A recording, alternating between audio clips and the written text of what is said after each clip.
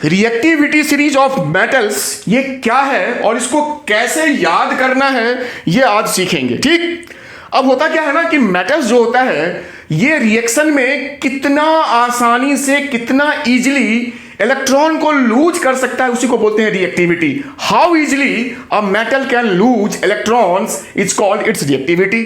अब कुछ मेटल्स का ये बहुत ज्यादा होता है रेट और कुछ का कम होता है। तो यहां जो हमने अरेंज किया है ये मैक्सिमम से मिनिमम के सीक्वेंस में हमने इसको अरेंज किया है। मतलब ये मैक्सिमम रिएक्टिव होगा और ये मिनिमम रिएक्टिव होगा।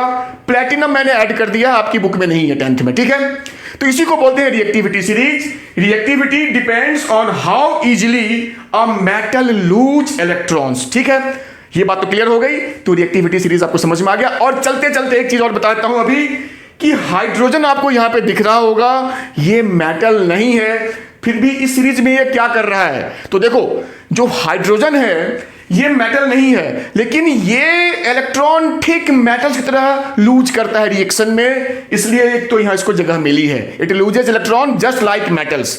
और दूसरा क्या है, ये बिल्कुल रेफरेंस की तरह यहां काम करता है। इसके ऊपर जितने भी मेटल्स हैं वो सारे हाई रिएक्टिव हैं, नीचे वाले लो रिएक्टिव हैं। तो चलिए क्लियर हो गया होगा। अब इसको याद कैसे करना है, तो इसका एक ट्रिक है, चलिए उस ट्रिक को देखते हैं और इसको याद कर लेते हैं। अब इस पूरे सीक्वेंस को हम कैसे याद करेंगे, इसका एक नेमोनिक्स है। मतलब एक इस टाइप का एक लाइन लिखते हैं कि पोटेशियम केदार नाथ का माली आलू जरा फीके पकाता है, सी कॉपर, एच मर्क्यूरी, ए और ये पी चाप, इसको बोलेंगे सीधा चाप। तो केदारनाथ का माली आलू जरा फीके पकाता है, आप इसको याद कर लेंगे। तो जो पहला लेटर है वो उस मेटल का जो सिंबल है उसका उसके लिए यूज होता है। तो आप इस तरीके से इसको याद कर सकते हैं।